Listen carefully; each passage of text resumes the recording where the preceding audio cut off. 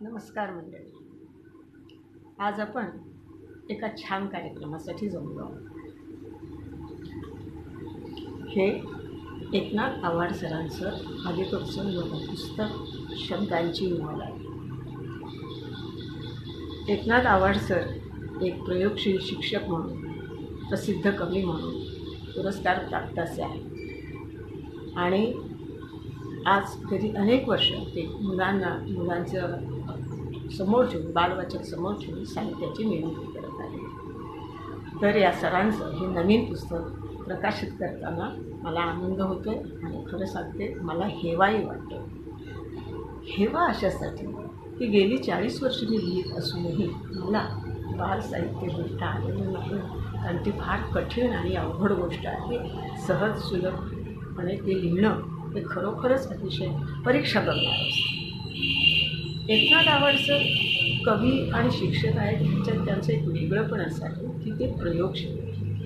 म्हणजे बघा, त्यांनी 3 ते 5 वर्षांच्या मुलांसाठी जोडाक्षर विरहित गंमत गाणी दिली. त्यातल्या काही कविता पाठ्यपुस्तकात गेल्या. संगीत अकादमीनं संगीत अभ्यासासाठी काही निवडले. आकाशवाणीवरून त्यांच्या कविता प्रसारित झाल्या. आणि मला त्यांचं हे वेगळेपण जे जाणवते ते हे याच्याही पलीकडचं की बालसाहित्य म्हटलं की राजा राणी, चेटकीण, राक्षस, बोलणारी झाडं, बोलणारे पशु पक्षी, हे असंच काय, किंवा फार तर शाळेचा अभ्यास याच्या भोवतीच हे विषय घोटाळतात. आव्हाड सरांनी मात्र ही सीमा ओलांडली. त्यांनी भाषेबद्दल मुलांच्या उत्सुकता कशी निर्माण होईल, प्रेम कसं वाटेल, तिच्याविषयी त्यांना अगत्य कसं वाटेल, स्वतः काही त्याच्यातून ते प्रयोग करून शब्द तयार करतील का, शोधतील का, याचे प्रयत्न आपल्या कलेत होते. आणि हे महत्त्वाचं, कारण भाषा हे संपर्काचं एक फार सक्षम आणि सुलभ आपल्याला सहज प्राप्त होऊ शकणारं साधन. हे साधन किंवा ही भाषा जेवढी समृद्ध असेल तेवढी ती नेमकेपणाने आपण आपले विचार सांगू शकतो.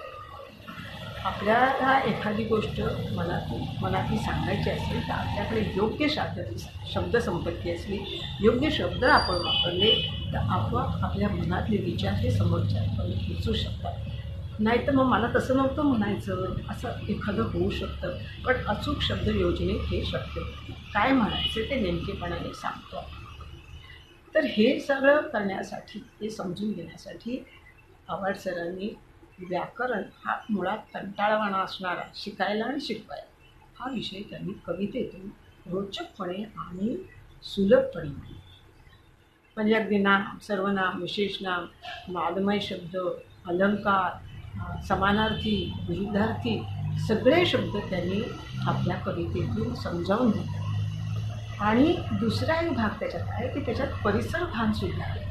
म्हणजे पक्ष्यांची घरटी, म्हणजे नुसती घरटी नसतात, कोणाची ढोली असते, कोणाचा पोपा असते, ते प्रत्येक पक्षाचं किंवा पशुचं ओरडणं कसं आहे, त्याचा आवाज कसा असतो, हे वेगळे वेगळे पण सांगतात. म्हणजे अनेक अंगाने ते भाषेतल्या शब्दांचं सामर्थ्य किंवा त्यांचे वैविध्य समजावतात. व्याकरण हा भाषेचा कणा आहे आणि शब्द ही भाषेची संपत्ती. ते सगळं जोडून घेऊन मुलांपर्यंत नेणं, यांना भाषेबद्दल उत्सुकता वाटायला, ओढ वाटायला, हे काम ह्या आव्हाड सरांच्या कविता. आणि म्हणून मला त्यांचं अभिनंदन करावंसं वाटतं.